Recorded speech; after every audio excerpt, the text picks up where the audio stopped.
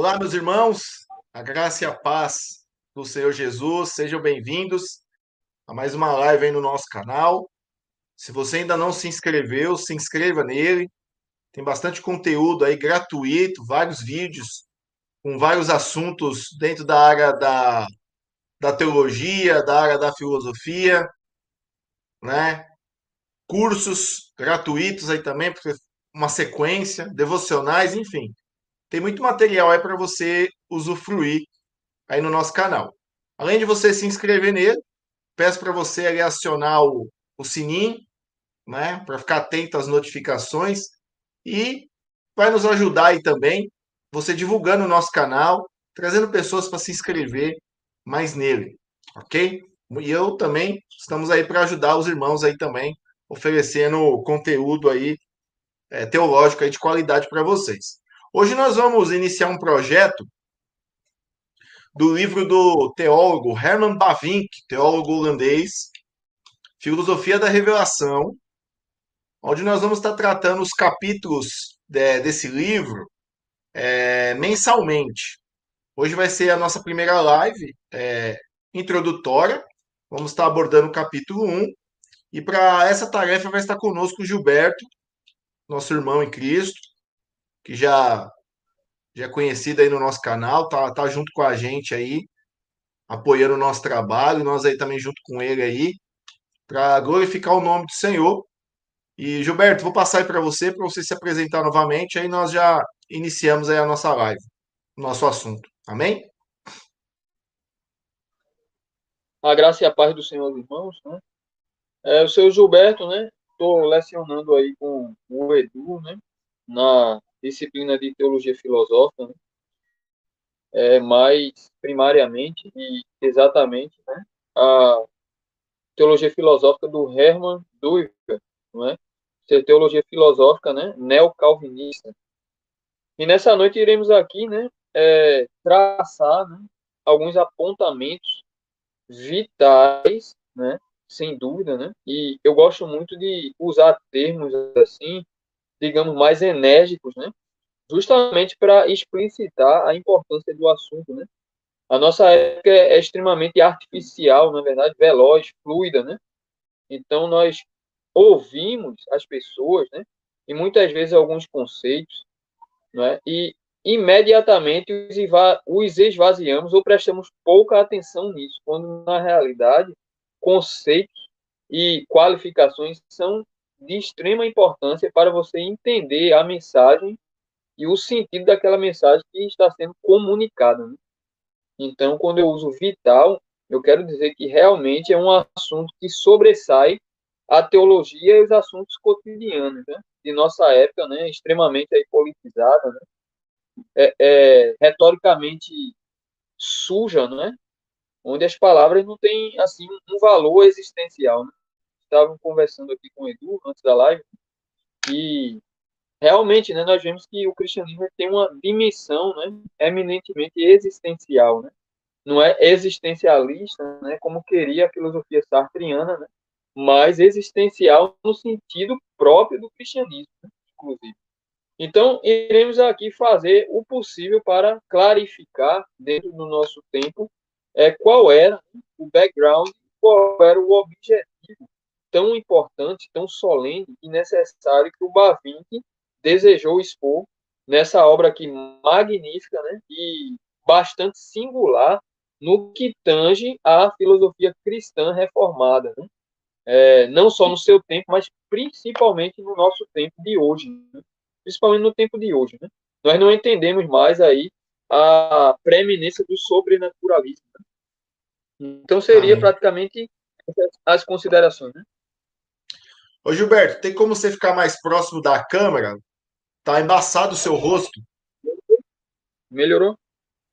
Não melhorou. Da outra vez tava Vamos ver. legal. Será que não é a Aí, câmera? pode ser. A Tá bom? luz. Agora sim. Ficou legal. Agora ficou Então tá legal. tudo. Deixa eu ver aqui. Era uma luz, eu tava escuro aí pra você. Agora ficou bom. Ficou bom? Aí, ó. Agora sim. Dá pra ver seu rosto. Tá bom, né? Tá. Então vamos lá. Ô, Gilberto, então vamos começar. O que que o irmão tem para falar aí sobre o Bavink? Vou começar por uma breve biografia dele.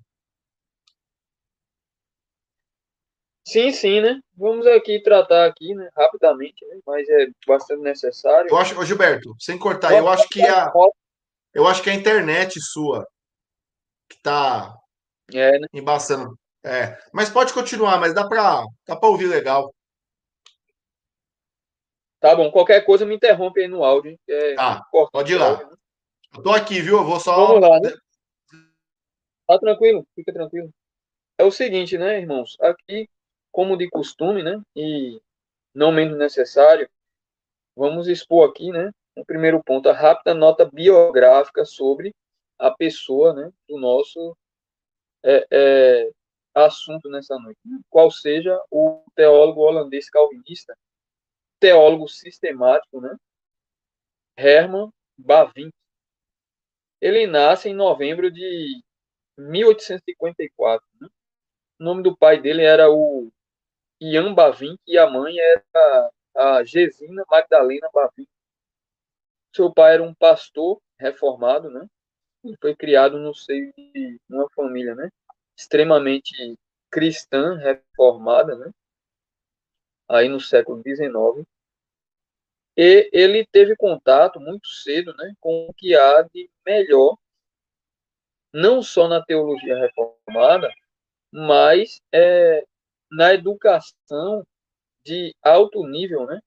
Que ainda estava ali, digamos assim, né? Um tanto fresca, né? E acessível na Europa, né? Revolucionária, revolucionária, século XIX, e a Holanda enfrentava bastante problemas, não somente no que tange a questão aí política, né? Mas primariamente a questão religiosa, né? E o Bavinck, ele logo cedo, ele foi muito bem educado, e não demorou muito em ele perceber qual era o problema do seu tempo. Ele, inclusive, foi estudar num seminário extremamente moderno, né, que era o seminário de Leiden, né, na Holanda. E ele viu que a teologia era estritamente oposta à teologia de Camper, né, onde ele foi inicialmente educado. E ele foi para lá justamente para enriquecer mais o seu repertório cultural, né, em relação a o seu próprio tempo, em relação à educação. E ele foi lá estudar também em Leiden, né? Se estudava ainda na época, né? Humanidades, né? E ele teve uma formação muito, muito rigorosa. Né? Então, o Bavinck, ele desenvolve uma amizade, né, muito profunda com o me deu um branco aqui, o Abraham Kuyper, né? Alguns dizem, né, que em holandês o correto é Cowper, né? É muito interessante, né? Seria o Abraham Cowper. E eles ficam amigos. E essa amizade vai dar justamente, né, digamos assim, nos dois monstros da teologia, da filosofia e da política cristã reformada do século XIX e XX. Seja o Bavinck, seja o Cowper, ou Kuyper, como querem alguns.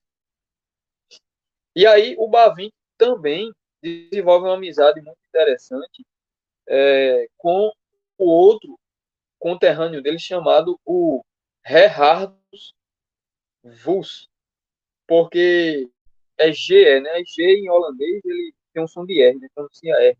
Então seria o Gerhard, Gerhardus Vos. Gerhardus Voss. Que eu ouvi falar que o G, né, em holandês tem um som Ou de R, né? ou Bastante pode ser isso. É bem difícil. Gerhardus Voss, isso mesmo. exatamente.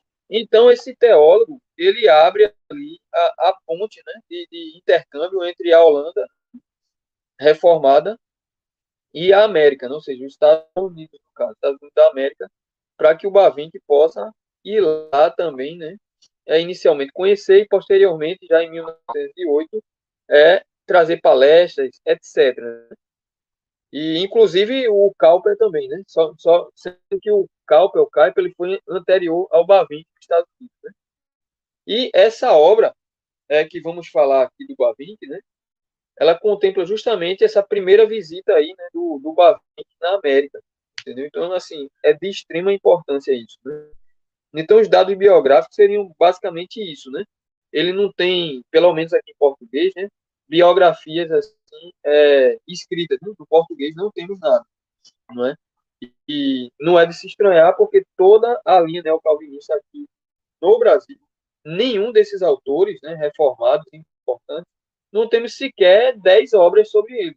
Não tem 10 livros traduzidos. Então, é de uma dificuldade imensa para você trazer um material mais sólido, né, mais ali aprofundado sobre, principalmente as biografias desses pastores, né, desses líderes aí neocalvinistas, né?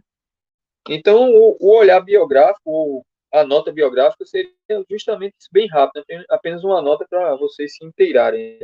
Ele casou também, né? Esqueço agora o nome da esposa dele, do Bavinck. E ele assumiu também, né? Para fechar aqui, ele assumiu cargos importantes ali na Holanda, como, por exemplo, ele foi ali o sucessor, né, do Cowper na presidência do partido antirrevolucionário, né? Ele também se envolveu com a política, né? Se envolveu com a educação, com a filosofia, com a cultura, com a ciência do seu tempo e, sobremodo, com a teologia, né? Era realmente aí um polímata, né? Polímata é um erudito, né? É aquele que consegue escrever sobre várias disciplinas, sobre várias ciências, né? Com alto rigor e abrangência a um só tempo, né? A um só tempo, né? Então, seria essas as considerações iniciais aí da nossa live nessa noite. Amém. Vamos passar então para o segundo ponto, sobre o Francis Bacon, né? Você me passou que tem alguma influência com o Bavinck? Justamente aqui nesse segundo momento agora, né? Eu diria que é um momento um pouco mais complicado, talvez tome um pouco de mais tempo, mas eu não pretendo me demorar, eu pretendo ser o mais objetivo aqui nessa questão, Certo.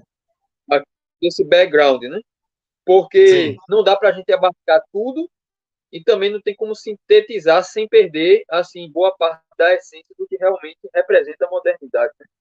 sim. Mas dentro do assunto que o Bavinck foi, né? Assim, digamos assim, se sobressaiu, a gente precisa fazer isso. Então a ideia seria esse, né? Qual o canal que o Bavinck constrói a sua crítica, não é? Na teologia filosófica? Qual é o canal, né? Qual é o ponto de vista que ele tem em mente ali no seu tempo, né? Na Holanda do século XIX e XX. Então a gente vai falar aqui um pouco do background histórico, né?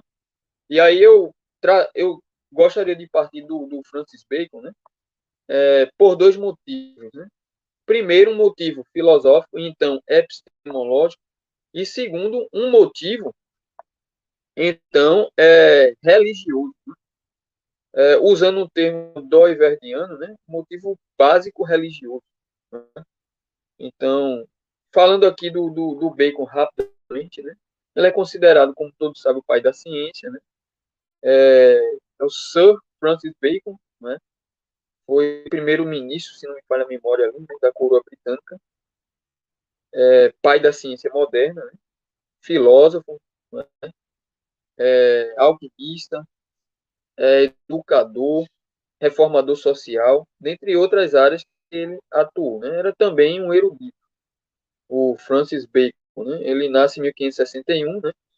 E vive aí até meados do século XVII. Ele nasceu ali no século XVI e vive até meados do século XVII. E a importância dele na questão epistemológica é o seguinte, e nós vemos como podemos dizer,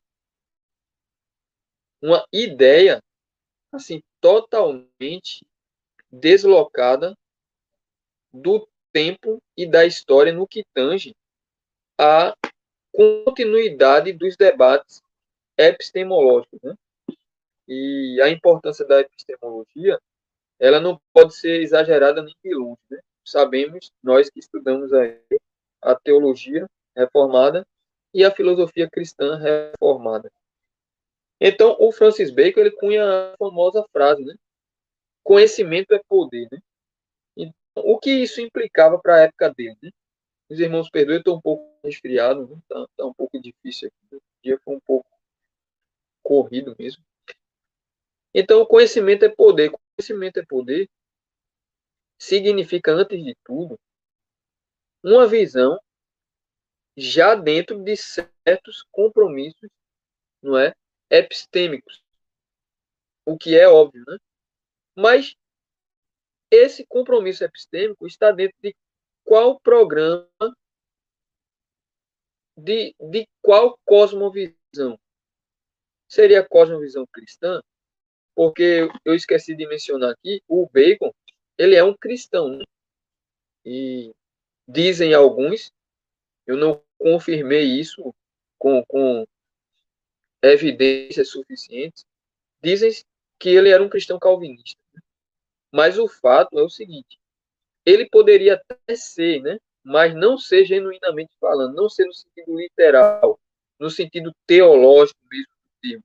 Por quê? Porque, por um outro lado, o Francis Bacon, ele era ligado, né? E isso é comprovado em várias obras. Né? Você vê o Melvin P. Hall, né? Você vê aí René Guénon e tantos outros, né? Que o reconhece como sendo uma autoridade ali, né? Na sociedade cristã Rosa Cruz. Né? Então, não era cristão. Não era. Isso é comum. Todo mundo era cristão ali, do século XVI ao século XVIII, etc. Né? Tudo chama de cristão. Então, isso é muito comum. Isso é muito comum. Então, conhecimento é poder. O que ele está falando? Simplesmente ele desloca, certo? A origem do conhecimento para uma instância da realidade que a um só tempo faz duas coisas. Primeiro, redefine a natureza do conhecimento. Note, conhecimento é poder.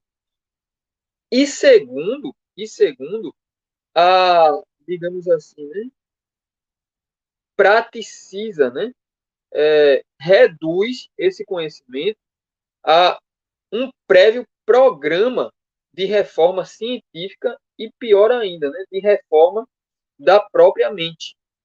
De reforma da própria mente. Então, essa mente agora, ela seria, né, no caso, a mente do novo homem, o homem moderno, né, seria totalmente enviesada para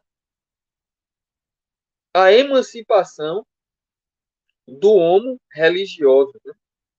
E como estamos falando da modernidade, não menos do que Descartes, mas eu acredito que até com maior força, né, o Bacon contribuiu para essa falsa emancipação, né, para essa nova humanidade aí, onde o sagrado, onde o divino é secundarizado, né? É relegado à periferia da soberania da razão humana. E estamos falando aqui já, obviamente, né, da influência importante do iluminismo, porque o iluminismo foi uma convergência de contribuições e de fatores, né, primariamente dentro da filosofia, para culminar, então, nesse movimento, né, aí, na Europa, a partir do século XVII, né, para frente, com tamanha selvageria retórica, cultural e paixão também, né? Então, Francis Bacon, ele simplesmente, né, destrói o debate epistemológico, né, quando ele diz uma tolice desse tamanho, entendeu? E mais um problema, né? Ele acreditava nisso, ele de fato sustentava isso, a resposta é simplesmente não. Por que simplesmente não? Vai fechar aqui essa questão do Francis Bacon.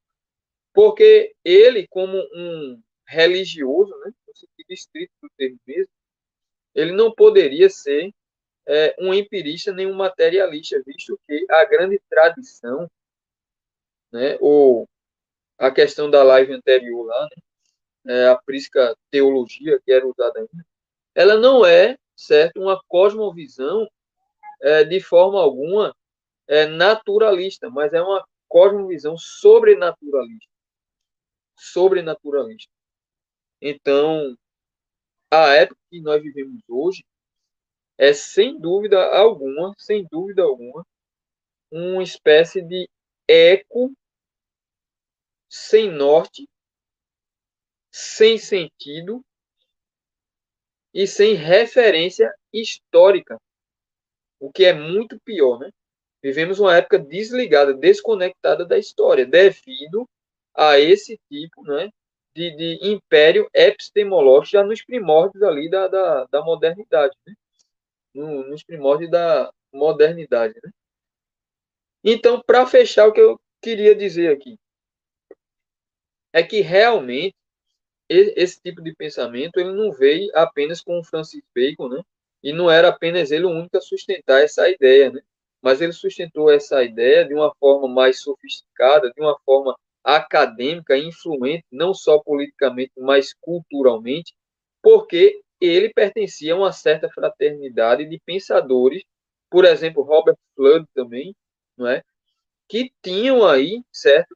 É, já o domínio nos meios culturais, né? Eram literatos ali medievais que tinham muita influência, já tinham uma longa influência. Então era algo fechado entre eles. Vocês precisam entender isso. Quer dizer, para levantar toda uma tendência cultural para dentro da própria filosofia. Quer dizer, era um acordo cultural, era um programa cultural que não era apenas monolateral, né? Mas era plurilateral. Quer dizer, invadia toda a cultura, das quais, na época, a Renascença foi um emblema, né? Então, a Renascença foi justamente essa reforma aí epistemológica, né? No sentido anômalo, por quê? É justamente o que eu estou explicando, porque nunca antes disso essa frase conhecimento é poder poderia ser sustentada nem por um minuto no lábio de qualquer professor, no lábio de qualquer pagão que tivesse o mínimo de instrução ali acadêmica, universitária, etc. Entendeu? Não poderia, porque o conhecimento ele não pode de forma alguma ser desenvolvido nesse viés, porque o conhecimento ele não é poder. O conhecimento não tem nada a ver com o poder. O conhecimento define o poder. O poder é uma outra coisa. O poder ele precisa de um agente, como podemos dizer, né? Não humano. Então, o poder precisa de um agente não humano, não é? Mas um agente divino, um agente divino. Então, quando ele desloca a epistemologia, né, do seu habitat natural, ele está justamente colocando uma definição absolutamente humanista, no pior dos termos, né? Quer dizer, é o humanismo mostrando aí a sua face real. E as pessoas aplaudiram, muita gente que não conheceu, que não entendeu, como até hoje, né? E você vê que isso que eu estou falando aqui não teve a implicação lá, é como eu estou dizendo. Olhe para a educação hoje. Veja, olhe para a educação hoje. Você vê já da teologia. Qual é o seminário brasileiro hoje, certo? Alguma que sua voz tem alguma força no contexto internacional. Por exemplo, na filosofia, não vou dizer em outra área, vamos falar só da filosofia. Qual é hoje o seminário brasileiro ou a universidade brasileira cristã, que nem tem cristã, né? Mas que tenha alguma voz, que tenha alguma influência no contexto internacional da filosofia hoje? Me diga um. Não tem. Por que não tem? Porque é justamente o pensamento do Bacon, a uniformidade de pensamento. É a redução do pensamento a uma monolateralidade, né? a um pensamento monolítico de um só lado, com uma só ideia, para simplesmente coletivizar as mentes. Ou seja, todos pensam igual, então todos descobrem a verdade. Mas essa verdade foi forjada por um pequeno grupo, que A não tinha verdade qualquer. deles, né? A verdade Exatamente. deles. Exatamente, que nunca teve qualquer interesse em legar qualquer verdade real para as pessoas, mas sim manipular as pessoas. Quer dizer, a educação de lá, né, dos primórdios da modernidade, é extremamente massificante, é extremamente reducionista, não é? Mecanicista, cientificista, humanista, onde o homem não pode chegar nunca a uma verdade absoluta, mas sempre uma verdade relativa, não é, ao seu contexto sociocultural imediato, entendeu? E é só isso, é por isso que o homem se sente sempre um refém do tempo. É por isso que hoje nós nos desconectamos da história. Por quê? O que é verdade hoje não será verdade amanhã. Amanhã. Por isso me parece, Edu, não sei se você lembra, você me ajuda aí. foi o Charles Baudelaire, que ele disse uma coisa, né?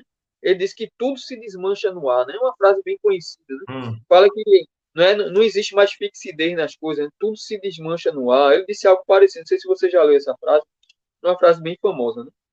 Mas, enfim, né? Ele aponta aí esse caráter, né? Fluido, né? Da cultura agora europeia, né? Quer dizer, se Deus sai, certo, do imaginário filosófico e social, então o homem está livre. Então, veja, por isso que a liberdade, igualdade e fraternidade é o lema central, então, da RV, da Revolução Francesa. Aí Sim. você vai dizer, mas a educação, ela é neutra, né? Mas a educação, Não. ela é somente a educação, né? Quer dizer, não Tá existe um envolvida pensamento aí, né? Ela tá envolvida aí também. Ou melhor, para ser totalmente. controlada. Não existe um pensamento mais inocente, né? E talvez até criminoso do que esse, né? Porque, olhe bem, a educação, ela vem de quê? As pessoas acham que a educação, não, a educação vem da escola. A escola vem de quê? Vem do Estado. O Estado vem do quê? Aí ninguém mais sabe, entendeu? Quer dizer, nós institucionalizamos a educação como uma entidade social. Mas a Sim, educação não é uma entidade social. A educação são o quê? São um grupo de intelectuais. Ou não são? Sempre foi. O problema é o seguinte: esse grupo de intelectuais, então, tentou desbancar a narrativa e o império epistemológico cristão. Porque qual é a fonte da educação no Ocidente? A maior fonte da educação no Ocidente? A igreja. e Não, eles não, queriam não é quebrar esse verdade. monopólio, né? Quebrar Nunca esse foi. monopólio. Sim, É exatamente. quebrar o Nunca foi monopólio da verdade. igreja como o centro ali do conhecimento. Sim, Quebra o sim, exatamente. monopólio, eu tiro o Deus do caminho e coloco o que eu quero, certo? Exatamente. Por quê? Porque Deus é insubordinável. Deus não Sim, pode ser reduzido. perfeito, Não pode ser perfeito. caricaturizado. Deus não precisa de argumento. Não dá para argumentar com o Deus bíblico cristão. Não dá. Então, o que é que a gente faz? Deixa ele calado lá e a gente cria aqui a nossa verdade e nós Nossa, dominamos verdade. isso. Então, é praticamente isso. Isso é muito bem assim documentado historicamente, né? Então, para fechar com o B, que já entrar no outro ponto do Bavin, eu diria o seguinte: ele escreveu um livro. E veja só aqui, Edu, o mito cosmológico fundador da modernidade, cara. Isso é uma coisa que está, mais uma vez eu repito, amplamente documentado, né? Claro que eu entendo aqui a nossa situação brasileira, né, de miserabilidade cultural imensa, onde é o que eu falei, as pessoas consomem informação. Ser um consumidor de informação não significa ser um juiz, não significa ser um pensador daquilo que você está ouvindo. Não significa ter um senso crítico apurado. Isso não As tem pessoas nada a não ver. têm senso crítico. As Não, pessoas não, não não. têm, não têm. É como fast food, entendeu? Fast food ali É, interativo. Você vai lá somente para passar seu tempo. Ah, eu quero saber disso aqui. interage, né?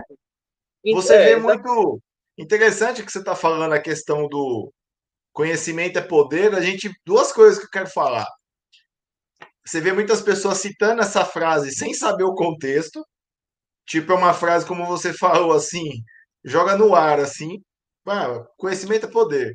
E a segunda, a gente vê muitos progressistas usando esse princípio, né, do progresso, esse controle do conhecimento é poder. Né? Eu estava Sim, vendo umas páginas progressistas sobre um fato aí que aconteceu da cantora gospel, chamar o pecado de pecado mesmo. Aí você vê como que as pessoas, a mente das pessoas são deturpadas. E eles acreditam que eles estão progredindo em um conhecimento. Ah, você é totalmente. muito retrógrado. É isso e aquilo. E ainda usando partes da Bíblia e dentro ali da sua cosmovisão, ou melhor, da sua ideologia. E a gente vê esse princípio sendo usado, né, de um controle, como você falou, né, de controlar através desse conhecimento relativo, né, o conhecimento, o meu conhecimento, vou assim dizer, vou aplicar assim, o meu conhecimento nas massas, né? Interessante. Quer partir Sim. já para o próximo ponto? Eu vou pontuar aqui esse, né? Vou fechar aqui, né? Ele escreveu um livro chamado Nova Atlântida, né? Estava falando aqui do o mito cosmológico fundador da modernidade, né? E isso daí é muito sério. Isso é muito sério e isso, de certa forma, contribuiu, né? Pasme, né? Para o império físico, né? O império físico, né? Quer dizer, a física, então, como uma das principais disciplinas da ciência, né? A ciência moderna, né? Ela, na teoria do Big Bang, né? Consegue aí uma espécie de cetro, né? Cosmológico, né? Narrativo, né? Aquela questão lá do Big Bang e tudo mais e tal. Mas veja, isso daí, né? Nunca esteve assim, na verdade, no mundo antigo. É uma coisa, assim, absolutamente insana, né? De se falar hoje, porque as pessoas só conhecem as disciplinas, como eu falei, desconectadas do seu contexto histórico mais originário, né? Ou seja, o contexto histórico é a modernidade, né? É tanto que na modernidade nasce a ciência, entendeu? A ciência moderna é a única ciência, né? Nada mais é ciência. Os antigos devem ser rechaçados como o quê? Ignorantes, amadores e trogloditas intelectuais, né? Quando na verdade é o extremo oposto, né? É o extremo oposto, né? Eu gostaria de notificar isso. Escreveu um livro chamado Nova Atlântica, não sei se você já ouviu falar. É um livro curto, mas é um livro que narra em rápidas palavras aqui, né? Só vou definir. Eu não li o livro, eu li sobre o livro, mas a ideia já está presente há milênios antes do Bacon, para você ter uma ideia, né? A ideia já está presente há milênios antes do Francis Bacon. Aí ele diz que uma embarcação, né, do Peru foi à China e na China descobriu uma ilha, né? O Nova Atlantis, do Francis Bacon, é tratado como uma ficção, certo? Talvez a Certo. primeira, ou uma das principais ficções aí, né? Gênero literário, né? Ficção do Ocidente, né? É um livro ficcional, entre aspas, né? Porque, na verdade, ele foi construído sobre um mito já milenar, como eu estou falando, que é o mito da Atlântida, né? E muitos vão dizer que é Platão, certo? Platão não é a principal fonte, ela é apenas uma das fontes da Atlântida, para você ter ideia, né? Uhum. Então, foi o Platão que inventou. Por exemplo, você vai ver, o nome dele, eu acho que é Maneto, é um historiador clássico egípcio antigo, muito conhecido, né? Ele mostra lá que o Solon, né? O Solon que legou essa informação, né? Digamos assim, muito bem solidificada e estabelecida para o Platão. O Solon, quando esteve no Egito, né? Isso antes de Cristo, né? Alguns dizem que é uma ilha mais ou menos ali perto de Creta que o mar ela e foi inundada, né? E aí criou-se daí Rapaz, aquela ideia que para a pessoas gente, moram lá. pra gente nem se demorar aqui, eu vou te informar uma coisa aqui, já que você tocou, né? Faz parte também, abri um parênteses aqui. O escritor chamado Charles Berlitz, né? E aí eu fiquei chocado com isso, né? Charles Berlitz, ele foi um linguista, né? Ele falava 32 idiomas somente, né? E ele foi um americano e também, né, arqueólogo, muito, assim, ativo, né, nessa questão da ciência, das civilizações antigas e tal. Ele não era cristão, até onde eu sei. Ele escreveu um livro chamado, né, O Mistério da Atlântida, né? E lá ele vai dizer o seguinte: eu li o livro, é um livro muito bem documentado, é um livro muito sério, não é um livro de curiosidade, nem de fábula, nem de besteira. Entendeu? Você vai ver lá, o negócio é muito bem documentado, muito bem documentado. É um livro, inclusive, assim, como que chama, cara? Multidisciplinar, né? Entendeu? Geografia, Uhum. geologia, geofísica, muita coisa ele vai tratar, entendeu? Ele diz o seguinte, que em 1976 já havia disponível na língua inglesa, certo? Como obras principais, quase 6 mil livros sobre a Atlântida. Quase 6 mil livros escritos sobre a Atlântida. Antes de eu fechar o parênteses, eu quero fazer uma pergunta, né? Será que havia quase 6 mil idiotas desocupados, picaretas, né? Para escrever, assim, quase 6 mil livros sobre um É. assunto que é, sei lá, cara, uma figurinha, né? Talvez romântica do mundo antigo, ou uma É bobagem tratado acadêmica. como sim, como uma ficção. A pergunta é essa, né? Será que havia quase 6 mil idiotas ocupados com uma coisa que não tinha qualquer fundo de realidade ou de verdade? Então, fechar o parêntese aqui, né? Então, voltando para o livro do Bacon lá, ele faz essa alusão na ficção, né? De que sairia um navio do Peru para a China lá, e na China se encontrou uma ilha lá, né? é, não mapeado e tudo mais. Essa questão do Mas, mapa, isso é sério. Realmente, né? O mapa de Piri Reis tem mapas famosos aí, que inclusive mostram, certo, com acuracidade evidencial já incontestável. Veja, que o continente da Antártida, cara, não é um continente gelado desde sempre, entende? Então, assim, meu irmão, o que está por trás das cortinas da história oficial são aberrações no sentido positivo, assim, que, cara, é uma coisa pessoal, entendeu? Se você não estuda pessoalmente, você não tem condições nem de não entender, tem.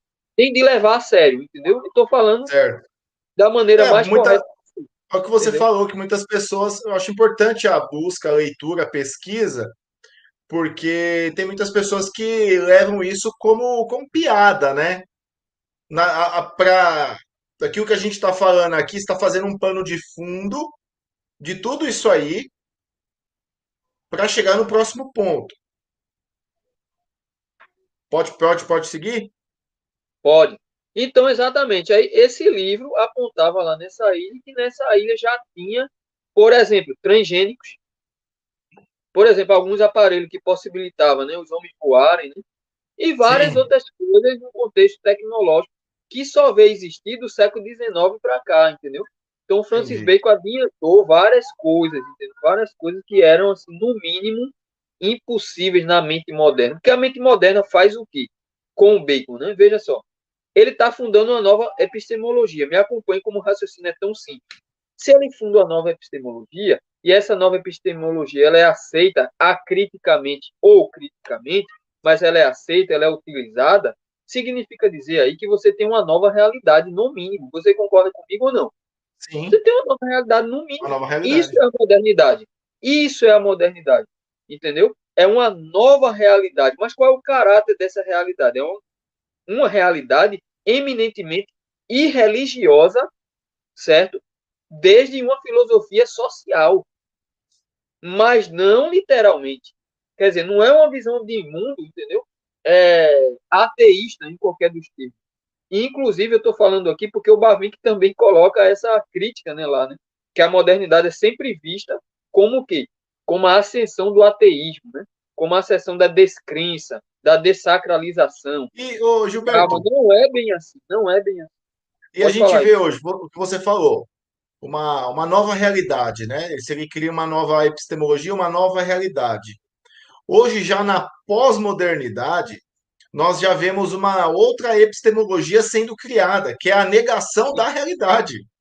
Sim, É a sim, negação da realidade. Você vê, as pessoas elas negam a realidade e entra nessa questão do conhecimento. Eu tenho um conhecimento de negar o que é real, do que é exatamente. coerente, do que é É. coerente. E a questão é, né? Isso daí envolve, né? Digamos, né? A patologia da loucura, no sentido mais objetivo do termo, mas é desde o início, né? É Assim, isso mesmo. olha, A é pessoa é desde o perigo. início. Por quê?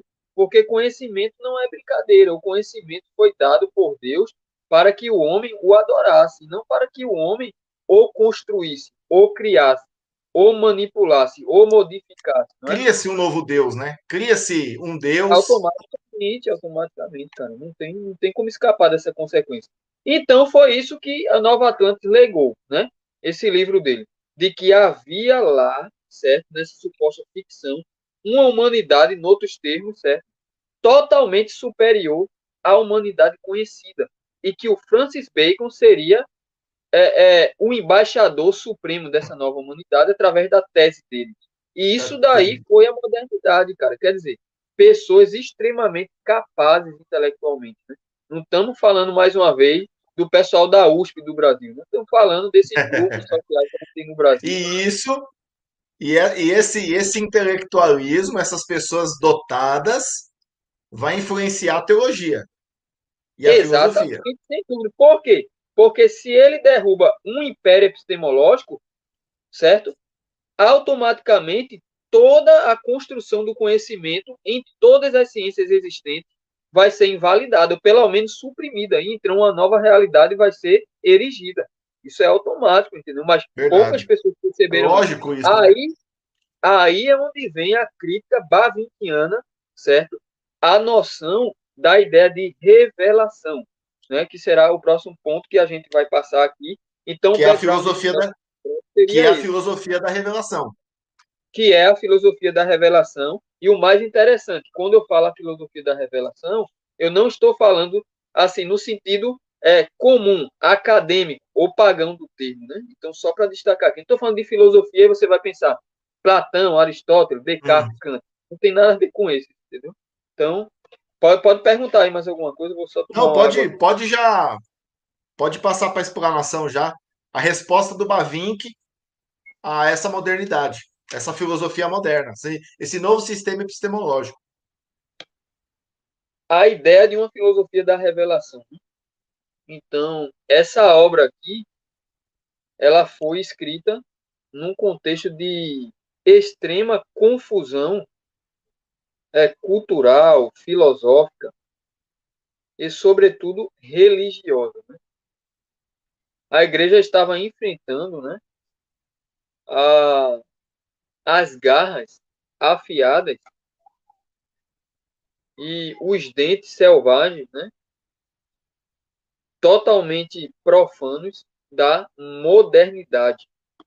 Então, o Bavinck ele percebeu que toda religião, toda a religião necessariamente ela precede uma revelação, certo?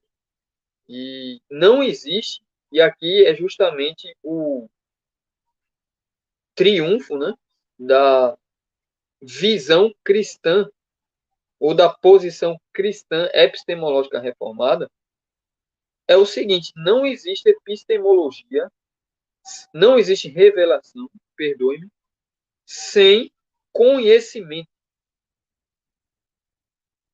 E o ponto aqui que se sobressai, o que se deve destacar, é que conhecimento aqui, para o Bavin e para uma teoria da realidade, não é conhecimento sociológico, geográfico, matemático, físico, computacional, genético, etc. É conhecimento no sentido absoluto do termo, conhecimento no sentido geral do termo. Vamos colocar dessa maneira, né? No sentido especial, né? Então, é isso que o Bavinck deixa muito claro aqui nessa obra, né? Por exemplo, o Oliphant, né? O Kenneth Scott Oliphant, ele deixa claro no livro, né? Que a revelação, segundo o Bavinck, ela é central para uma teoria cristã da realidade, né?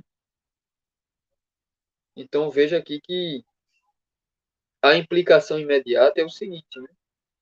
É dizermos que, de fato, então, o cristianismo, como ensinado pelos reformadores, ele tem uma implicação necessária, inamovível, imutável e infalível, não só para a religião, mas que a religião cristã ela reflete a própria definição e estruturação da natureza da realidade. E aqui nós vamos abrir uma discussão, né? Se isso é assim na religião cristã, seria possível que então em outra religião ou cosmovisão, né, para ser mais amplo aqui, a conclusão se daria exatamente dessa maneira, né? Seria definitiva essa conclusão ou não? Parece até algo assim, né? Confuso ou que entramos aqui num labirinto, né? Lógico, conceitual sem saída, né? Mas para clarificar mais para vocês, a resposta seria sim, consciente ou inconscientemente. Por quê? Porque a definição e a percepção da revelação é que ela precede necessariamente toda a religião. E não pode haver uma revelação sem conhecimento. E esse conhecimento, ele depende, em sua qualidade, de uma teoria epistemológica. E aí faz toda a diferença a filosofia da revelação, porque a filosofia da revelação vai discutir o conhecimento como produto da revelação. Como produto da revelação. Revelação para Bavinck é o seguinte: é Deus revelando-se plenamente desde fora do cosmos para o homem. Então, não há qualquer contributo racional do homem para esse conhecimento revelacional. Então, assim, é algo totalmente inescapável, né? Algo totalmente inobjetável. Uma vez que fica claro que toda cosmovisão, consciente ou inconscientemente, é portadora dessa definição. Não Ô, sei, você Gilberto, está acompanhando, Edu? Começou a entender, tô está me acompanhando? acompanhando. É muito parecido com o que você acabou de falar aí, com o que o Malebranche diz em Natureza das Ideias. Que as ideias, elas não são frutos, não é um fruto da mente humana, do raciocínio humano. Mas as ideias vêm de Deus. Porque Deus conhece todas as coisas, conhece todas as ideias, conhece tudo. E Deus, ele está fora ali da criação. Então não há um lógico que ele está combatendo um certo tipo de racionalismo. Não vou dizer aqui para depois falar assim, nossa, o rapaz falou que o Bavinck é ocasionalista. Não, mas é muito parecido. Eu vejo muitas acusações ao ocasionalismo sem a pessoa nunca ter lido. Ela ouviu falar de ocasionalismo em Clarke ou Chang, mas não leu lá o essencial de Malebranche. Então é muito parecido. Não tem nenhuma ação humana, racional, de ideia. De ideia eu estou falando aqui de proposição, né? Deus, ele revela informações ao homem de si mesmo. Então é muito parecido e eu achei interessante essa sua fala aí. Só queria só fazer esse Não, acréscimo aí. Pode continuar aí. é ótimo, não atrapalha não. Aliás, até ajuda, cara, muito tranquilo. Então, Edu, você vê aqui que o Bavinck, não é, meu amigo? Ele, assim, nesse início, entendeu? Nessa estruturação da filosofia da revelação, não é? Ou seja, a ideia de uma filosofia da revelação não deixa margem, quer para o racionalismo, quer para o empirismo. Não deixa margem para o fazer filosófico pagão. Então, não dá para classificar elementos tomistas no Bavinck. Não dá. A menos que você não tenha lido o Bavinck, como costumeiramente, né? Os filósofos aí, cristãos ou não, enfim, da internet, né? Fazem, né? Simplesmente você fala o nome de alguém aí e tal, na cena brasileira inteira, né? E simplesmente o cara leu ali um post, né? Ou ouviu alguém falar e tal, e sai repetindo as coisas somente, né? Porque a maioria dessas pessoas aí não tem capacidade para a filosofia cristã, entendeu? Não tem capacidade para a filosofia cristã. Filosofia cristã não é um empreendimento humano, não é uma escolha humana. Não é porque você acha bonito, não é porque você tem uma preferência, entendeu? É somente Deus. Estamos falando de homens que estudaram a vida inteira. Estamos falando de verdadeiros gigantes do conhecimento de Deus. Homens que se dedicaram mais de verdade para Deus, não para obter nada. Não porque eles precisavam, né, dar um upgrade no seu currículo acadêmico, precisavam viajar, estavam precisando de grana, a fazer uma coisa aqui nova para ir. Não, não era nada disso, não tem nada a ver com essa mente, né, pragmática aqui da filosofia brasileira, dos debatedores de internet. Né? Então é um livro bastante sólido, é um livro muito assombroso, e, no entanto, é um livro rigorosamente bíblico. É um livro carregadíssimo de boa teologia. Né? Inclusive, quando você lê, você vai assim. O cara é muito agressivo. Ele é muito agressivo.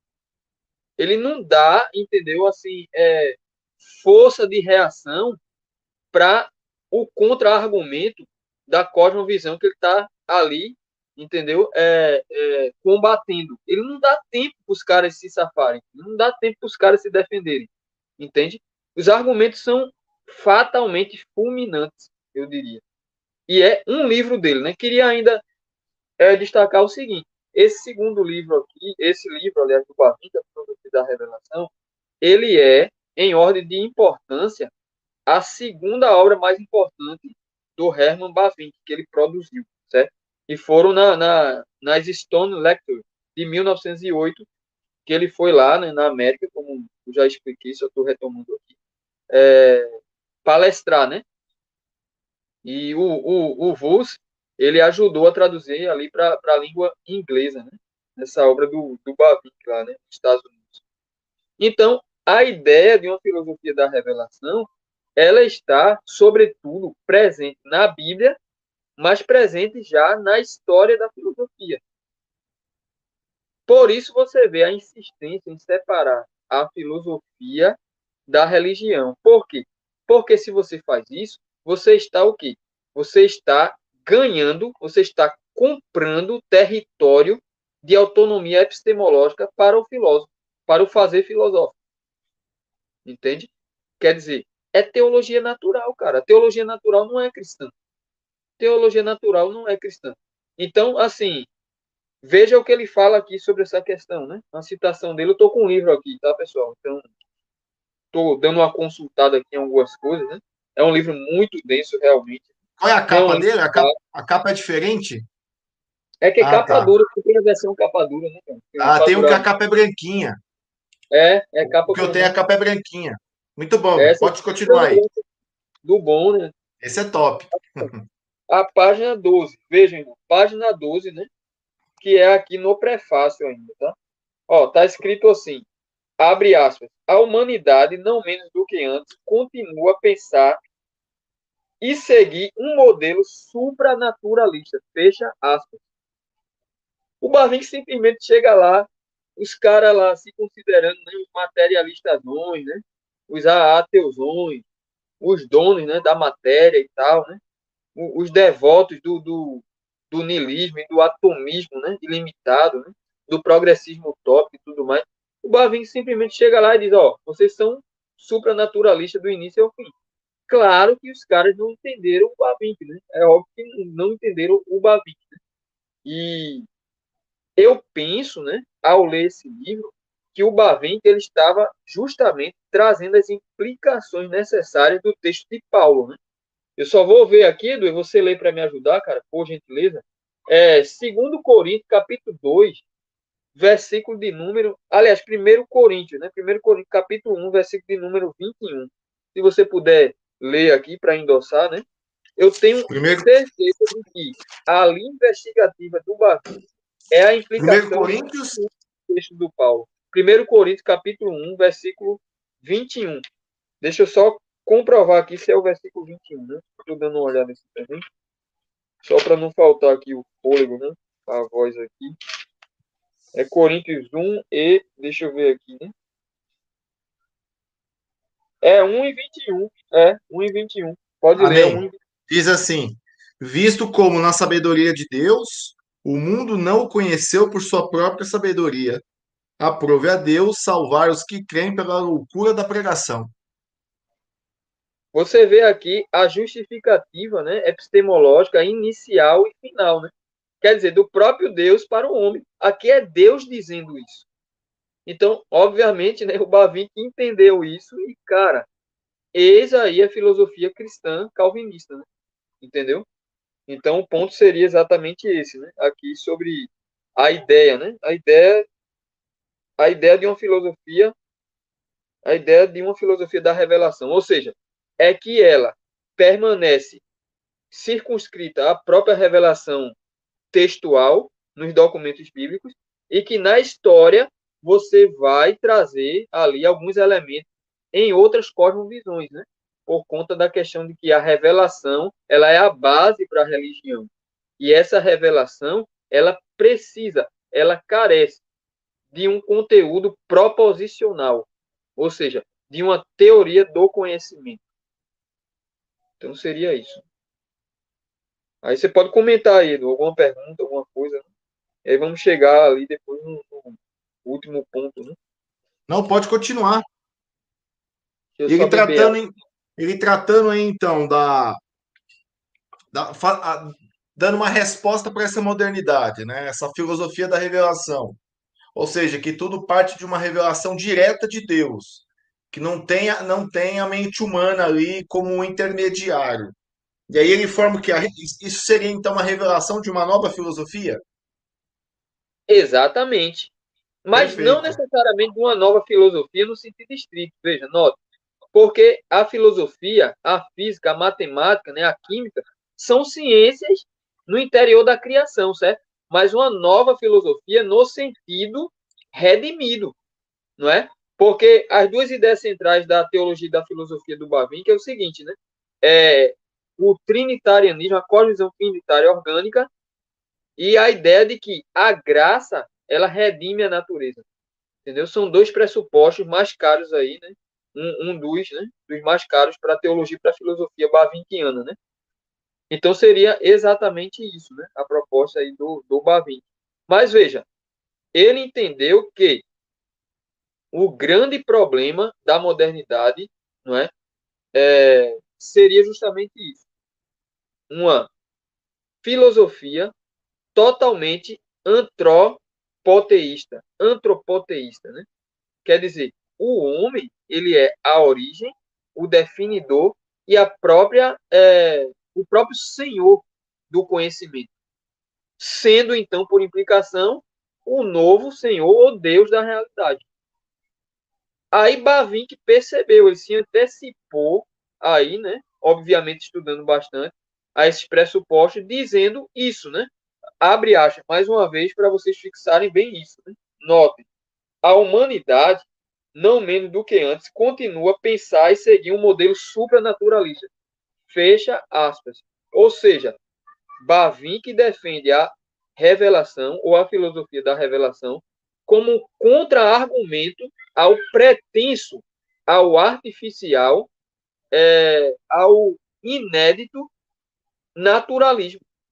Naturalismo filosófico, o que é muito pior, o que é de fato uma inovação extremamente rasa, extremamente bestial, eu diria.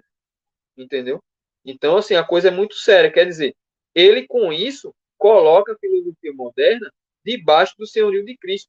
A filosofia moderna é uma bestialização da inteligência humana, no mínimo, cara. No mínimo. Deixou de ser filosofia? Não, mas é uma filosofia extremamente apóstata, extremamente vazia, epistemologicamente falando. Entendeu? É extremamente vazia. Não dá. Irracional. Irracional. É tanto irracional, você tem tanta razão, que qual é o resultado já ali em meados, né? A segunda metade do século XX? É de que a resposta à modernidade, epistemologicamente falando, é o irracionalismo. É exatamente isso. Não tem como, Sim, não tem como. gerou, na verdade, o Clarke fala muito nisso, né? Três tipos de filosofia religiosa, e em outros livros também, a pós-modernidade ela gerou o irracionalismo, né? Nos livros do Clarke, sempre vem os comentários do John Robbins, e ele fala isso, desde a da época do século XX, né, na segunda metade do século XX, que nós já vivemos a era do irracionalismo, né? Você vê a negação da realidade, as pessoas elas não creem mais naquilo que é real, a falta de coerência em proposições, a lei da não contradição sempre sendo violada. É só você ir, faça um teste, entre no site dessas universidades federais aqui no Brasil, procure lá, entre lá nas teses de doutorado. Você fica pasmo com tamanha irracionalidade e imbecilidade. As pessoas se formam doutores, mas de conteúdo elas são burras. Então, assim, você vê pelos títulos de teses que é financiada com o nosso dinheiro, né? Com o dinheiro nosso, dinheiro público, a pessoa é bolsista, e isso é fruto da irracionalidade que permeia a nossa era. Infelizmente é isso. E como você falou, a gente não vê faculdades, seminários dando respostas à altura a essas pessoas, né? A tamanha, a esses imbecis, né? Você vê, o livro já tem mais de um século, né, cara? Já tem mais de um século e a resposta permanece aqui irrefutável e inabalável, né? É muito interessante isso, né? Muito interessante. Então, as pessoas que vêm para a filosofia hoje, né, principalmente aqui no nosso país, extremamente orgulhoso de sua própria ignorância, e aqui eu abro mais outro parêntese, né? Como que um país, certo, que não traduziu, e aqui eu estou falando da ignorância da cristandade brasileira, né? Ó, falando de neocalvinismo, né? Os caras não traduziu 10 obras do Bavinho. Não temos 10 Pois é. obras em português. É uma piada de extremo, assim, irracionalismo, entendeu? Quer dizer, o irracionalismo é o que funciona. Então a gente tem que ser pragmático, precisamos de dinheiro. Então esse é o ponto, cara. Quer dizer, as pessoas querem viver na civilização, né, pós-moderna, pagã, extremamente pagã como nunca, enquanto cristãos. Entende? Onde está a Livros. antítese radical? Então, esses livros que, como você fala assim, com muito conteúdo, eles não traduzem porque não tem venda. Porque Eles dizem que é o conteudista, que cara. quer, o que É quer a é linguagem dinheiro. conteudista, não serve, entendeu? Só para você ter uma ideia, a maioria das editoras assim cristãs, elas publicam aquilo que dá dinheiro.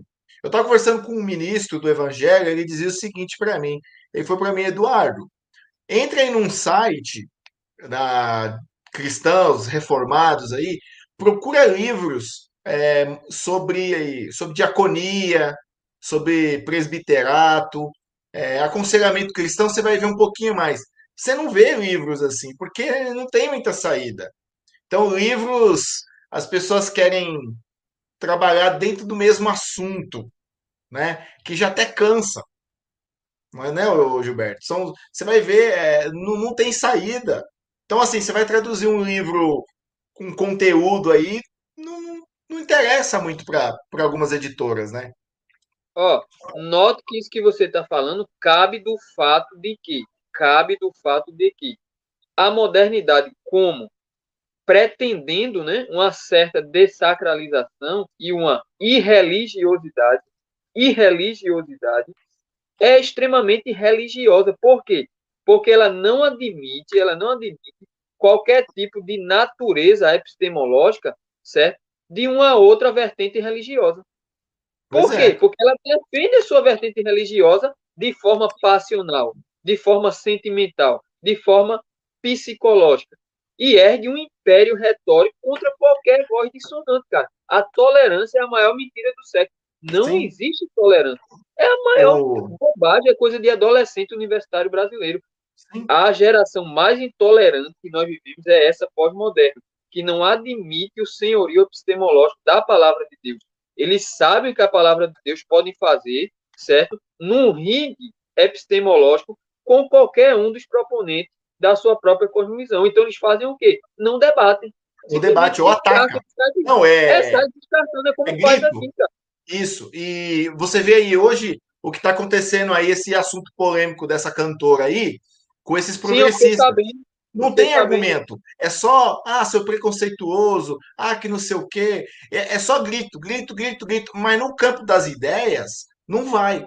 É que você Não, lê, não sei se você lê muito, o Chang, ele fala isso em alguns livros, que ele acredita que ele diz, eu acredito isso, a cosmovisão cristã, uma criança bem treinada na cosmovisão cristã, na revelação bíblica, ela destrona qualquer ateu aí com doutorado, pós-doutorado, rápido. Porque rápido. a questão é o princípio que eu uso para combater as filosofias modernas. Aí, uma coisa que o Shank também denuncia, Clark também denuncia, é você usar os mesmos axiomas que o incrédulo usa. Na Concordo, questão aí eu exatamente. estou falando de empirismo, racionalismo, vai ficar ali no mesmo campo ali, você nunca ganha. Tem um livro dele que fala Apologética na Conversação, eu acho que é esse. Eu E, já li faz tempo, e conheço. confrontação. São dois livros que quem quer estudar apologética hoje, quer ir para o ataque, para o confronto, deveria É ler. vital. É É vital. Apologética na Conversação e Confrontações Pressuposicionalistas. É Li esse os dois. assunto, é esse assunto que você está falando aí de Bavinck, no século XX, só que mais agressivo, né?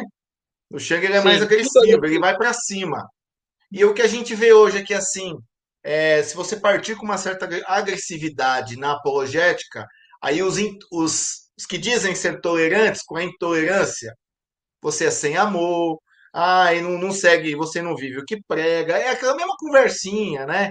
Do paz e amor, mas que na verdade não tem, cara. Então a gente vê, é o que você fala mesmo, Gilberto. O brasileiro ele é orgulhoso da sua ignorância. Isso é Exatamente. lamentável. É lamentável. E talvez irreversível. Por que talvez irreversível? Porque é justamente essa questão da educação que eu falei, né? Quando a modernidade veio, ela veio para construir uma nova realidade. Não se constrói uma nova realidade sem um novo homem, certo? Mas Certo. veja, como é sério e como as pessoas no Brasil, principalmente, são assim bestialmente ignorantes. Não é ignorante, é subignorante. A gente tem que ser agressivo mesmo, é subignorante. Ah, filosofia é coisa para gente, é coisa para maconheiro. Pra Filosofia é maconheiro, coisa é. para gente preocupado. Gente doida. Filosofia é coisa para quem pensa muito, para quem não é feliz da vida, para quem é maluco das ideias e tal. Olha só, aprenda isso se você se encontra dentro dessa minha taxação aqui, né? Desse meu diagnóstico aqui. Se você é subignorante hoje, você está me ouvindo, meu amigo, é o seguinte: olha só, não se cria uma nova realidade sem um novo homem, mas não se cria um novo homem, certo? Sem um novo conhecimento, sem uma teoria epistemológica central. É impossível. Foi isso que foi feito. Quer dizer, você impõe a sua teoria do conhecimento, consequentemente nasce um novo homem e, por definição, necessário uma nova realidade. Tudo que está fora disso não existe, é loucura, é fábula. Deve ser banido.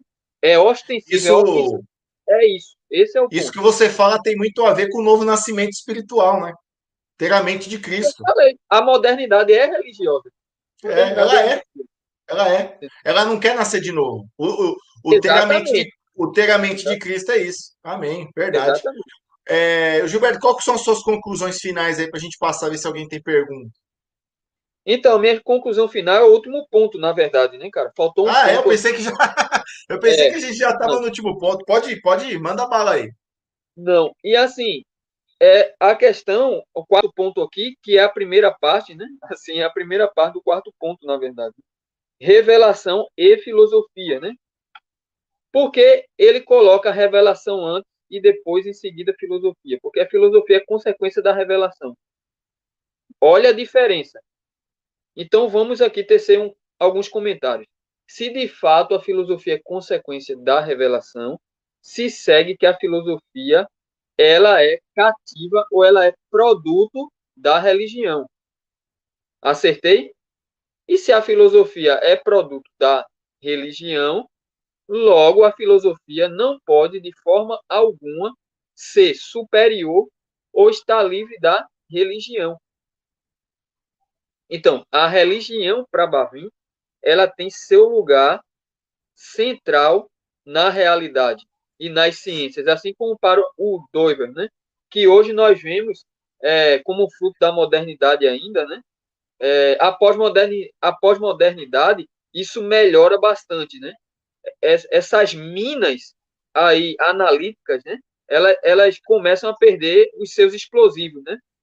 Elas não explodem mais com tanta frequência como na modernidade, entendeu? Essas minas, elas perdem sua validade hoje, certo? Na questão da irreligiosidade, né? Porque veio a nova era, veio muita coisa aí no século XX, certo? Mas veja, é, a filosofia, ela de fato representa uma religião. Nós vimos na live anterior aí que a filosofia é tratada na Alemanha como esoterismo. Não é? Na Alemanha ela é tratada como esoterismo. Então, a filosofia ela é religiosa. Não existe uma filosofia irreligiosa.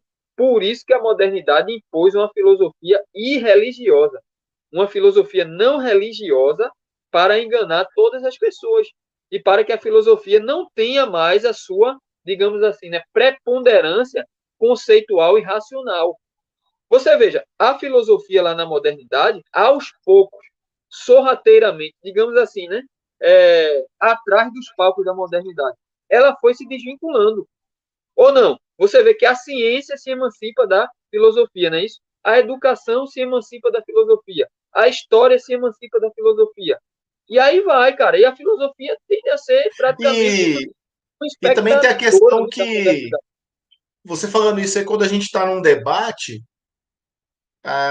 aí você fala, o seu ponto de partida é a religião uma revelação, aí eles vão tratar assim, né? Não, isso é uma questão de fé, né? Quer fazer uma Sim, separação de fé e racionalidade, porque é a influência também daquilo que nós estávamos conversando antes da live, da influência do existencialismo. A filosofia é existencial. A fé é algo ali imediato, ali naquele momento que você está ali no culto, ou na missa, ou seja, onde for, que para eles, né, não interessa. Então, você está num culto protestante, numa missa, numa reunião espírita, a religião para eles é aquilo, aquele existencial, aquele prazer, aquele sentimento. Então, aquilo não vale no campo das ideias, por quê? Porque a própria filosofia já existencial ela parte dessa questão sentimento, emoção, não tem dogma, para ela não tem racionalidade. Você tem uma experiência ali e é aquele momento, então não tem ideias, não tem por que ter debate, porque ela não está fundamentada em dogmas, em sim, doutrinas, em proposições, em revelação.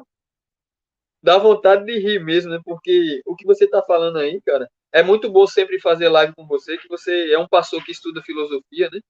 Isso para mim assim é muito satisfatório, né, cara? No contexto que a gente vive, né? Olha Amém. só, Glória a veja, Deus. perceba que existe por trás do existencialismo, né? Toda uma fileira intelectual, de intelectuais, né? Toda uma bibliografia de livros primorosamente escritos, conceituados, com ideias que fundamentam os conceitos, com lógica, com pensamento, com rigor acadêmico. É muito interessante, cara, não é? Esse, assim, irracionalismo pretenso do existencialismo, né? É Quer dizer, racional. os caras querem, né? Fundamentar o existencialismo com as ferramentas de uma razão filosófica Pois é. rigorosa, forte, Checkmate. né? Checkmate. É muito interessante. Então, nesse último ponto aqui, note, a revelação, ela é o objeto fundacional para a religião. E a religião é, no dizer do Doiverd, inclusive, certo? O aspecto mais alto da realidade enquanto cosmovisão, certo? Porque o aspecto fiduciário, ou seja, da fé, a fé para o Doiverd e para o Bavinck, certo? É a chave para o conhecimento de Deus.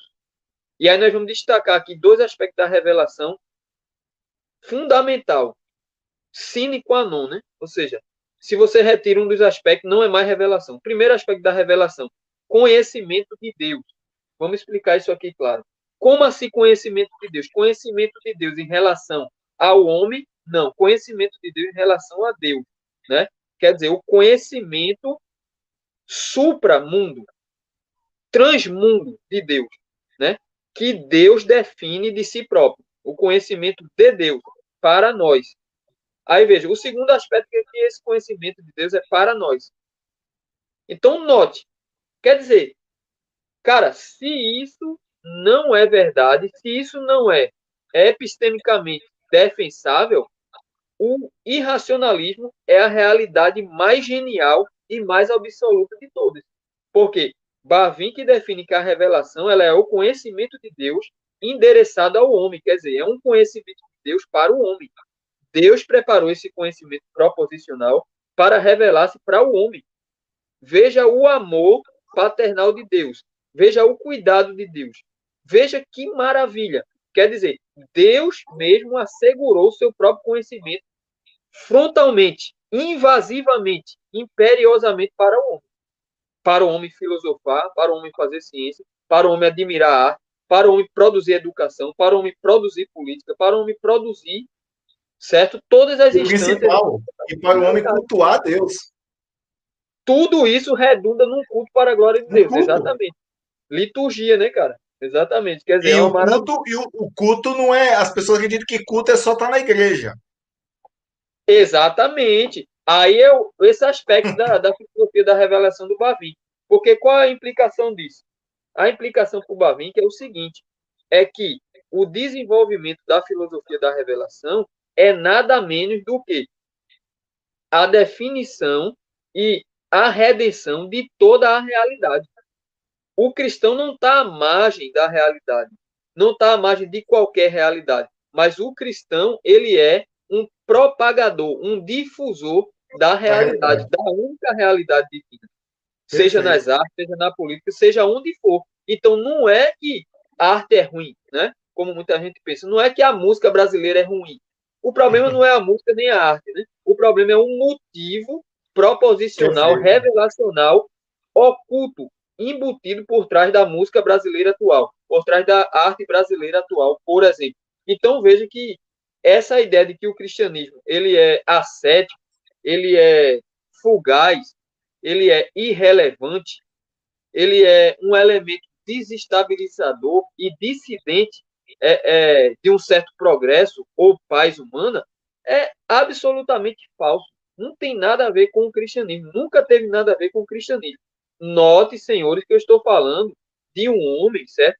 Que com o seu amigo, ele foi amigo do Kuyper também, ó, somente o Kuyper produziu mais de 200 livros. A gente não está falando curioso, entendeu? Uma Quantos pessoa livros do que Kuyper tem aqui traduzido em português? a gente Eu tem acho, 10 livros do Kuyper. acho que dois ou 10 livros três. do Kuyper. Eu conheço Não, três. tem sim. Três. Me parece que tem sim. É 5 livros. É, exatamente. Mais de 200 livros do Kuyper. A gente está falando do Bavinck, que é amigo dele. O, o próprio Vantil aqui, as pessoas falam de Vantil, material dele traduzido aqui é bem pouco também. Cara, do Vantil eu lembro também, no máximo, 5 livros, hein? É, pouquinho. Porque creio em Deus, o Paulo em livreto lá, né? O Atenas, projeto cristã, Paulo em Atenas, e aquele, o pensamento moderno, o pastor reformado e o pensamento isso, moderno. Não sei se você falou. isso. E é Tem a isso, entendeu? introdução à teologia sistemática dele, nunca foi traduzida. Agora, a E pergunta que eu faço, Edu, desculpa cortar a sua fala, meu irmão, pode ir. é a pergunta que eu faço aqui, né? Já que estamos num âmbito aqui acadêmico também, né? Dado o IBETEC, é qual é a intenção? Porque ninguém vai me dizer, eu com 40 anos de idade quase, né? Tendo estudado em mais de 20 anos, graças a Deus por isso, que isso não é intencional das editoras. Ah, eu Isso acho não que é é. intencional. É claro que isso é intencional das Acho que é. editoras. Por quê? Por quê? Primeiro, por dinheiro e segundo, por quê? Para preservar a imagem, a paz social e justamente a questão do quê? A questão do crescimento, né, do CNPJ e etc. Sim. Só é isso, porque Porque o se tivesse cristianismo, interesse, os moldes se tivesse, neocalvinistas, cara, os esquerdistas não vai ganhar uma, porque o sim, neocalvinismo ele sim, toma pelo argumento bíblico, entendeu? Os sim, meios culturais. Não, sim. não tem. Por que que não é traduzido obras do George Gillespie? Pois Aquele que é. eu te mandei lá. É proposital, isso é Vai, proposital, e não tem sim, como. e graças a Deus que nós, do IBTEC, estamos traduzindo e vamos trazer material bom aí. Ó, E a nossa intenção não é publicidade, a nossa intenção. Então eu vejo o seguinte: as pessoas têm recurso. Eu estava conversando com um amigo sobre isso, sim, da gente fazer uma sociedade lá com o pessoal da Escócia. Até apresentar aqui, está numa live, não tem problema. Lá com uma igreja X da Escócia, reformada, Covenanter, a ideia do IBTEC se juntar. Não era nem questões doutrinárias, tem alguns pontos que a gente discorda, não era nem isso. A questão é o seguinte: a gente trazer, fazer conferências e materiais lá deles, lá, porque eles têm lá o contato na língua inglesa, materiais originais, o gaélico, a escocês. Qual que é a intenção? Não tem recurso, né? Eles têm motivos que eu acredito qual que é. Conversando com esse meu amigo que é brasileiro, que tem contato com eles, a desconfiança do brasileiro. Eu falei, sem dúvida é a desconfiança. Uma outra denominação americana também, que também seria reformada, até faria esse aspecto que a gente propôs. Mas qual que é a ideia? Alguém daqui, no caso eu, ir lá para os Estados Unidos, ficar uns 2, 3 anos, conhecer a igreja, conhecer o seminário, depois vir para cá. Qual que é a falta aqui? Não tem recurso. Então, se tivesse recursos, acredito que muito material bom aí estaria aí na prateleira de muita gente como nós aqui, que não procura publicidade, não procura ser adorado, não. Procura ter um conhecimento do Criador e passar para as pessoas, né? Passar para as pessoas, que as pessoas também é, entendam essa realidade, tudo isso aqui que a gente vem falando. Então, o que, que acontece? É o que você falou, para manter uma paz social. Ah, eu tenho. Ó, vamos traduzir aqui a introdução à teologia sistemática do Vantil. Mas aquilo, mas aí eu vou dar conhecimento para o povo. Eu vou dar armas. Olha o que acontece. Eu acho que é tudo proposital. Numa ditadura, a primeira coisa que eles fazem é o seguinte: eles queimam as bibliotecas, tiram ali Sim, os livros que é contra. Ou com seja, precedentes livro. históricos, né? Com vários Sim, precedentes sim. históricos que você está Porque, falando. querendo ou não, o conhecimento ele é libertador. Jesus Sim, fala isso. sim, Conhecereis a verdade vos libertará. Ou seja, a libertação da mente, ali Jesus falando principalmente da palavra, ela vem por um entendimento, por claro. conhecimento. Né? A gente pensa que libertação, eu vou num culto de libertação hoje lá. O pessoal vai ficar falando só para expulsar demônio. Não. Quer culto de libertação? É culto de doutrina. É escola bíblica dominical. E escola bíblica dominical que eu falo, não é essas escolas dominical terapêutica aí, não. É escola bíblica dominical que tem conteúdo revelacional, tem Bíblia, que Sim, confronta. Hoje, por ex- exemplo, eu cuidei de uma igreja, aqui só tá tudo no nosso contexto aqui, viu, irmãos? Ó, cuidei de uma tranquilo, igreja em tranquilo. 2020, época de eleição. E eu estava tratando um curso que eu tenho, né, que eu fiz, e procurava trazer isso para a igreja na escola dominical, que chamava Cristianismo e Política, apesar que tem muitos com esse mesmo nome, mas é um nome que que estava dentro do tema. E eu trouxe uma visão política bíblica, né? E para a gente confrontar essa filosofia, essas ideologias. Ou seja, tinha conteúdo. Aí sabe o que eu escuto de uma pessoa? Ai, pastor, só ensina política. Ah, gente, sabe? O que, que a É pessoa a quer? visão falsa do cristianismo, é a visão Sim, falsa. sim. Aí o que, que a pessoa quer que eu ensino?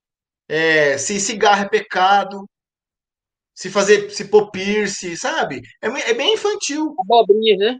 É Abobrinhas abobrinha. intelectuais, Isso, teológicas. abobrinha. Festinha, pipoca, filminho crente, É, telecrente. É isso que o povo quer, pô. exatamente. Crentão, é crentão. É É justamente. isso. Por quê? Mas tudo isso é fruto disso que a gente está falando aqui, né, Edu? A desconexão radical da É, história. E isso atingiu a igreja, cara. Isso é a mentalidade moderna na igreja. O cristianismo, diz Bavinck aqui, quando ele tem um capítulo, cara, que capítulo a gente vai tratar, se Deus quiser, né? Que é revelação e história. Revelação e história. Cara, noutras palavras, olha, na minha opinião, esse livro tanto quanto do Doiver, veja bem, tanto quanto do Doiver, no Crepúsculo do Pensamento Ocidental, é o esfacelamento da espinha dorsal das teorias epistemológicas não cristãs. Não acabou. tem, não tem. Perfeito. Acabou, Perfeito. entendeu? Então, Perfeito. para fechar aqui, eu queria dizer o seguinte, né? O Bavin, o que é que ele fez, né? Ele tomou ali depois, né, que o Kuiper, né? Ele não pôde ficar mais e tal. Não lembro se o Kuiper morreu, quando foi, se ele morreu, mas enfim, né? Mas eu sei que o Kuiper ele assumiu a liderança, né, do Partido Antirrevolucionário Holandês. Olha só, ele assumiu a liderança do Partido Antirrevolucionário Holandês fundado por Groen van Prinsterer, né, que é outro gigante da teologia política. Não temos um livro dele no Brasil. É óbvio que o protestantismo brasileiro não é sério. O que é que a gente tem? A gente tem esses intelectuais aí, né, que ensinam em algumas instituições de renome no Brasil, né, que escreveu um único livro, Tem um, Vocês tem um sabem de quem eu estou rapaz falando. Deixa eu só conhecido que mora na escrever. Holanda. Que mora na Holanda. E eu acredito que ele só não traduz essas obras aí, que ele fala português e holandês, porque não tem recurso, cara. Porque se tivesse recurso, igual no meu caso aqui, ó, tava bombando aí de coisa boa aí ó, no Brasil. Desculpa aí É dizer. verdade. Nada. Então, o cara escreve um único livro, né? Essa pessoa aí, né? E fica famoso por escrever um único livro aí, né? Defendendo um tomismo no interior da tradição reformada, né? Aí ganha fama, tribunas aqui e tudo mais. Um cara, inclusive eu já chamei, né, esse amiguinho aí para a gente debater alguma coisa, né, que ele quisesse dentro da filosofia cristã, mas ele sempre apaga a post e corre dessas coisas. Por quê? Porque é um menino cheio de conceitos apenas aristotélicos na mente, dos quais ele desconhece a origem, e pior ainda, ele não leu Bavi, as obras em português, não tem qualquer capacidade de entender. Por que não tem? Porque está cheio de intelectualidade. Não há vida espiritual. Não há vida espiritual. O próprio Paulo disse: se o nosso evangelho está encoberto, é para os que se perdem que está encoberto. Fim. A Bíblia é muito assertiva, não tem outra opção. Você não entendeu o evangelho, então você não é cristão. Como é que você é cristão e está pregando contra o evangelho? Veja, o princípio sola escritura, certo? Foi justamente a antítese radical contra toda a modernidade. É um E mais, princípio epistemológico, né? e mais, exatamente, por excelência. E mais, contra toda outra cosmovisão não cristã. O solo escritura não é uma inovação, é uma condição da natureza da própria sabedoria de Deus. Não tem essa do cristianismo pagar tributo para a cosmovisão não cristã. Isso aí é coisa de covarde, isso aí é coisa de incapaz, entendeu? Em filosofia e em teologia. Entende? Isso é assim, para dizer o mínimo. Uma pessoa dessa você não deve nem ter amizade, nem se associar. Entende? Então é justamente isso que falta no Brasil, seriedade. Nós nos alinhamos a qualquer intelectualzinho de internet, porque leu 2, 3, 20 livros. Pessoal, se vocês querem entender filosofia cristã de verdade, olha, leiam pelo menos 50 livros. E aí No vocês já mínimo, podem né? falar pelo menos 50 livros, entendeu? Então não vá ler 10 livros e fazer um curso meia boca aí no Brasil de filosofia cristã. Não, e eu digo Você não mais. sabe porque nem tem as discussões aqui. E eu Não digo é mais. E eu digo mais. Aprenda outro idioma. Olha, eu exatamente. aprenda outro idioma. Você quer se aprofundar mesmo? Leia obras em inglês, que a língua é mais universal, aí, por assim dizer, né? Aprenda outro idioma, então, para você ler e se aprofundar. Porque também é que os teólogos que a gente tem aqui no Brasil é comércio, cara. São poucos que se salvam. Assim, nada fazem aí trabalhos, né? Eu dificilmente leio obras assim de autores brasileiros. É um ou outro, assim, né? Igual a mim. Eu li 3 autores brasileiros, eu acho, na vida toda, assim. Mais de um livro. Assim, 3. O resto é tudo fora também. então,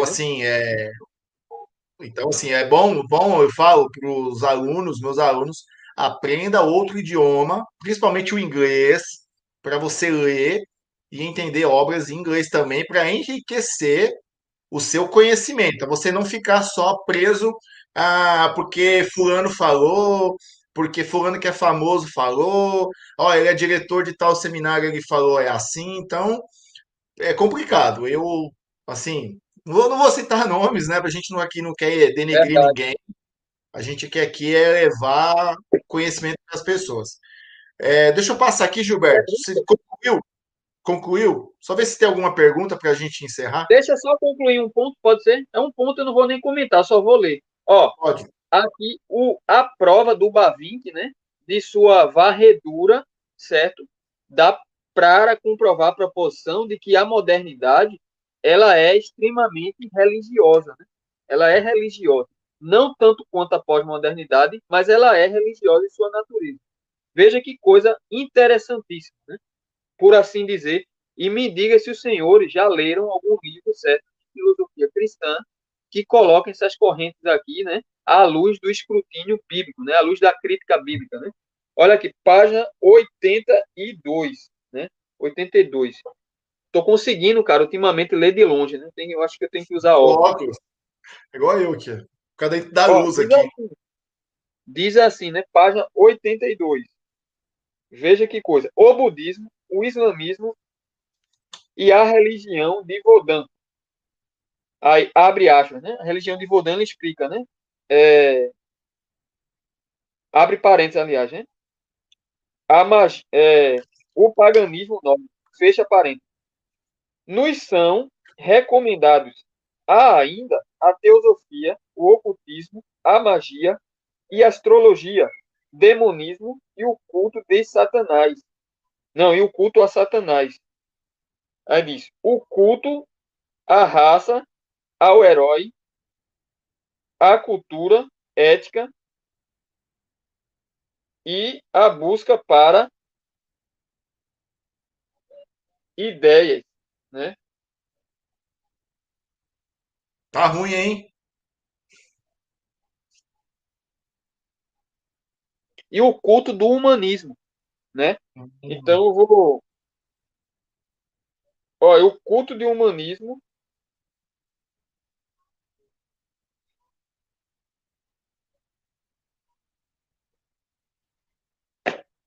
Então veja, essa citação aqui, para vocês entenderem, eu peguei solto aqui, porque Edu, ele está aqui fazendo um repertório, entendeu?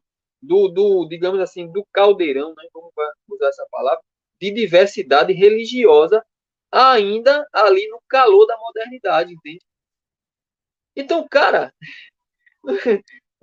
não Ô, tem Gilberto, como, não tem como os caras debater com um cara que simplesmente ele leu tudo sobre o assunto para escrever o livro. Ele sim. leu as correntes que estavam imperando ali no imaginário social e religioso, E entendeu? entendeu, né? Entendeu o E propósito delas. entendeu. O, Exatamente. o Bavinck você encaixaria no pressuposicionalismo também? Mas sem dúvida alguma, Sem cara. dúvida, Ó, né? eu ainda diria, necessariamente. Não, não dá, cara. Não dá Amém. Não era só essa a minha pergunta. Irmãos, alguém tem alguma pergunta aqui no chat para fazer para o Gilberto?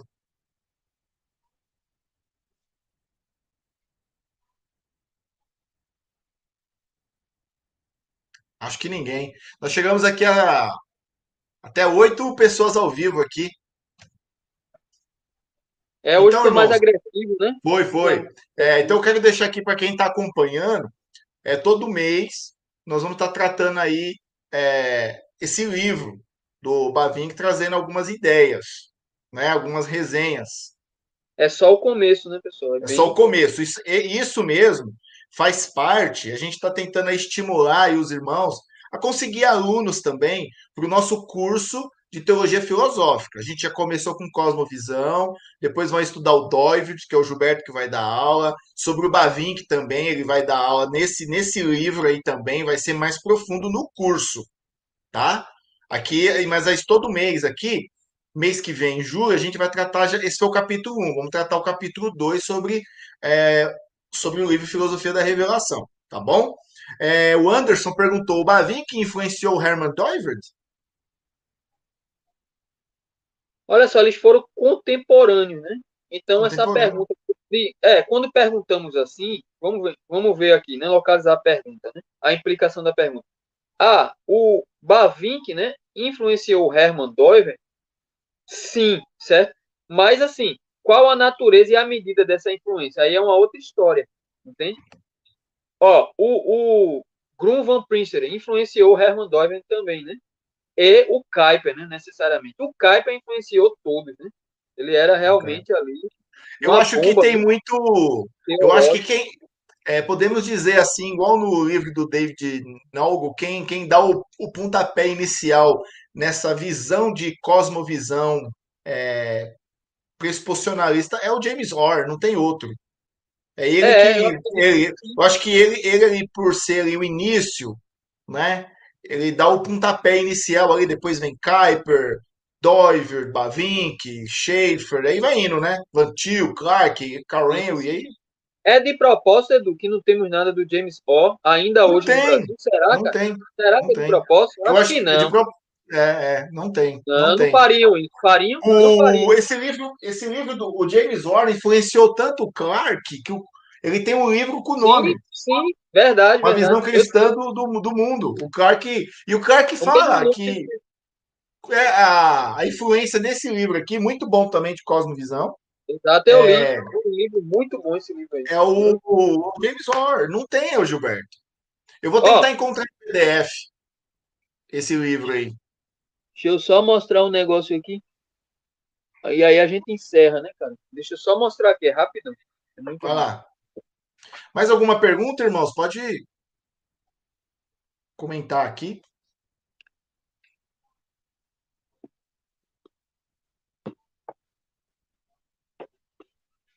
Olha aqui, Você tem também, né? eu já tá lido aqui, né? Graças a Tá, Deus. eu Dá já li para não duas ter, vezes. não dá para não ter, né, cara? Não É, tem, não não dá tem para. como. Para quem É, gosta de Clark, tá na veia, né? Que é. é. Amém. Então, Gilberto. Então, irmãos, voltando a dizer, semana que vem, mês que vem, tem a continuidade dessa live aqui, que é um projeto que eu e o Gilberto estamos fazendo, tá? Sobre a filosofia da revelação do Bavinck e também apresentar para vocês o nosso curso de mestrado em teologia filosófica. A gente fala mestrado, mas não é um mestrado reconhecido pelo MEC. É por causa do conteúdo, do que é pedido, do que é aprendido, tá? Diferente de muitos seminários que a gente vê aí, muitos cursos na internet, tá? Se vocês tiverem interesse aí, nos procure, tá? O telefone é 349 9815 6417. Então nós vamos estudar, voltando aqui, cosmovisão, Doivert, Bavinck, Rushduni, Kuyper e também um pouquinho sobre o Malebranche, ocasionalismo também, tentar quebrar alguns mitos aí, o quão é importante o ocasionalismo, né? As pessoas pensam que o ocasionalismo é só naquela questão que para mim já ficou infantil, sobre Deus e o Popular, né? mal. Ah, ficou infantil, cara. Fico muito infantil. É debatezinho de internet, Deus e o mal, autor do pecado, sendo que Malebranche nunca escreveu nada sobre isso, né? Interessante. O ponto central do ocasionalismo é outra coisa. Então, se você tiver interesse, né, e fique atento aí nas notificações também no nosso canal. Aí, mês que vem, a gente tem outra live aí sobre o Bavinck. Quer falar Uma alguma coisa, Gilberto? notinha, uma notinha para vocês que muitas vezes, né? Eu até entendo por um lado, certo? Mas, cara, um curso que não é do MEC e tal, e aquela coisa toda, né? Mas vamos lá. A Universidade Livre de Amsterdã foi fundada por Kuyper e ele definiu que a universidade deveria ser radicalmente cristã, sem qualquer apoio do Estado. O Estado não interveio no conteúdo curricular da Universidade Livre de Amsterdã. Hoje mudou tudo, hoje. Mas na época do Kuyper, não. Isso significa dizer o quê? Que a igreja, como sempre foi, ela tem a vocação educacional. A maior fonte da educação, historicamente, é a igreja. A igreja é quem educa. A igreja não precisa do selo do Estado para qualificar o seu conteúdo de curso, de currículo. Mas é o Estado que precisa da igreja.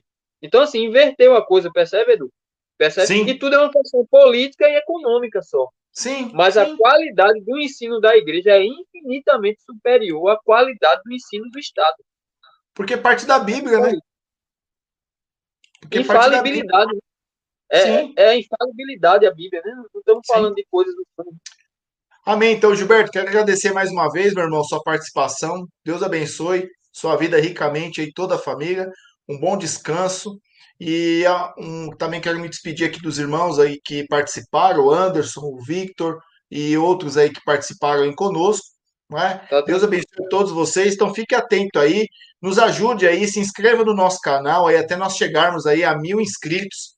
A gente quer fazer um projeto aqui no nosso canal no YouTube aqui. Gilberto está envolvido aí conosco aí também. Até na veia, né, Gilberto? Está envolvido aí. Ibetec, o Não Gilberto tem faz como parte. mais, né, cara? Agora não tem mais volta. Não tem como, não Agora eu tem já pra tô onde lendo fugir. muita coisa aí. Não dá para Não tem parar pra onde mais. fugir. Amém, então, meus irmãos. Um abraço aí a todos. Gilberto, fica com Deus aí. Bom descanso aí. Até mais. Você também, boa noite.